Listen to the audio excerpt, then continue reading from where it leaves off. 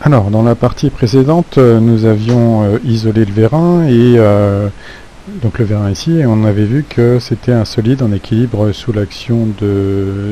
statique sous l'action de deux glisseurs, et donc on connaissait la direction des glisseurs. Donc maintenant, pour résoudre ce problème, on va être amené à isoler la vanne elle-même, et donc faire le bilan des actions mécaniques extérieures sur la vanne. Donc pareil, on recommence, hein, on isole la vanne 1, bilan des actions mécaniques extérieures. Alors c'est extérieur à ce qu'on vient d'isoler, hein, donc la vanne ici. Et on liste. Donc en haut, on a l'action en haut, donc de 0 sur 1, et on a un moment ici de 0 sur 1, et donc tout ça se résume dans le torseur de l'action de 0 sur 1 en haut, donc composé d'une résultante. Alors là je vais varier un petit peu la façon d'écrire la liaison pivot. On a trois résultantes dans la composante trois composantes suivant x, y et z. Donc en fait je peux noter ici xo de 0 sur 1, yo de 0 sur 1, j'ai dit, et zo de 0 sur 1, et le seul moment qui est nul, c'est ici selon la mobilité de rotation en z0. Et donc ici je vais avoir LO de 0 sur 1 et NO de 0 sur 1. Et ici je suis au point O dans la base X, Y, Z.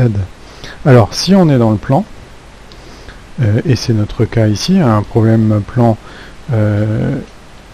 O, X0, Y0, certaines composantes ici sont remplacées par des zéros barrés. Donc ici des étoiles, c'est ce que j'ai fait. Donc ces composantes peuvent être non nulles, mais je n'en tiendrai pas compte dans la résolution de mon problème. Donc au final, ici en haut, j'ai une résultante, et dans le plan, je peux faire l'hypothèse que ce moment sera nul, puisque seuls les moments suivant l'axe Z0 sont considérés. En ce qui concerne le poids, donc je vais mettre en G1.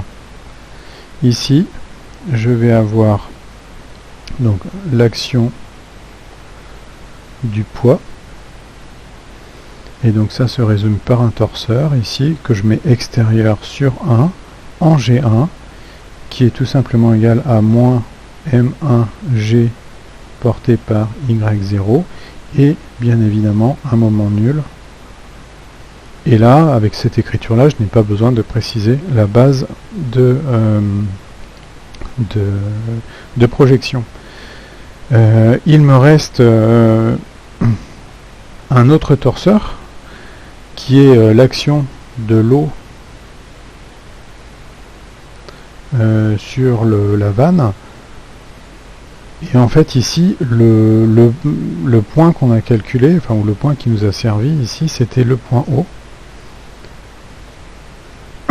Donc je peux utiliser le résultat de la première question, celle qu'on a traitée ici, hein, pour traduire l'action de l'eau sur ma vanne.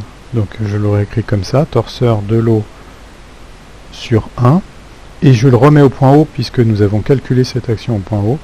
C'est composé de la force F, et on avait vu qu'on avait un moment nul, et ici on est en haut. On pourrait considérer ici qu'il y a un petit contact. Alors ce contact, on pourrait essayer de le modéliser éventuellement par un contact ponctuel ou un petit appui-plan. Mais en fait, si on zoome, on s'aperçoit qu'il y a du vide et que de l'eau, un espace, et que l'eau peut passer à l'intérieur. Donc finalement, le contact en D ici sera négligeable. Et donc il nous reste une dernière zone de contact ici, c'est en B.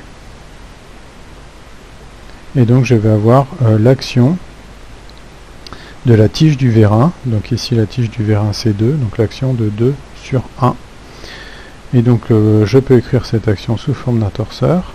Et ici c'est l'action de 2 sur 1 au point B. Et je vais mettre B de 2 sur 1. Et comme j'ai une rotule, j'ai forcément un moment nul et je suis au point B. Alors je pourrais aller plus loin, hein, puisque cette action, c'est celle que j'ai déjà déterminée lors de l'isolement de 2 plus 3, ici. Donc l'isolement de 2 plus 3 m'avait déjà donné cette information, sauf que ici j'avais l'action de 1 sur 2, et bien là j'ai l'action de 2 sur 1. C'est ni plus ni moins la même, avec le signe qui change. Donc la direction est conservée. Donc si je fais le bilan, qu'est-ce qui me reste?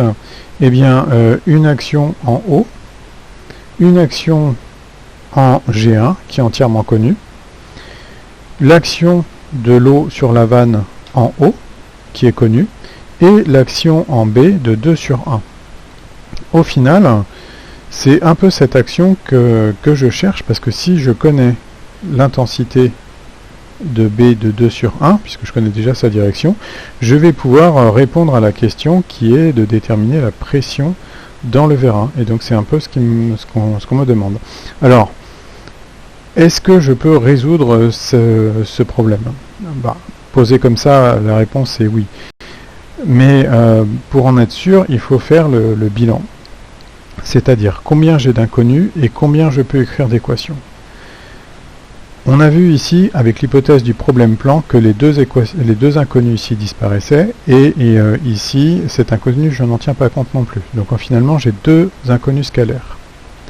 L'action du poids, elle est entièrement connue, l'action de l'eau est entièrement connue, et on a vu que cette action, B de 2 sur 1, est connue, la direction est connue, et donc me rajoute qu'une seule inconnue, qui est ici, XB de 1 sur 2.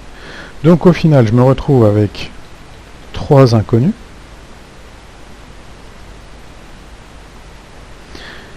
Et comme je suis dans le plan, je peux écrire 3 équations scalaires. Donc le système se présente plutôt bien, puisqu'il est équilibré. Donc ce sera la prochaine étape, c'est l'application du PFS au solide 1, et on verra que seule une équation est réellement intéressante.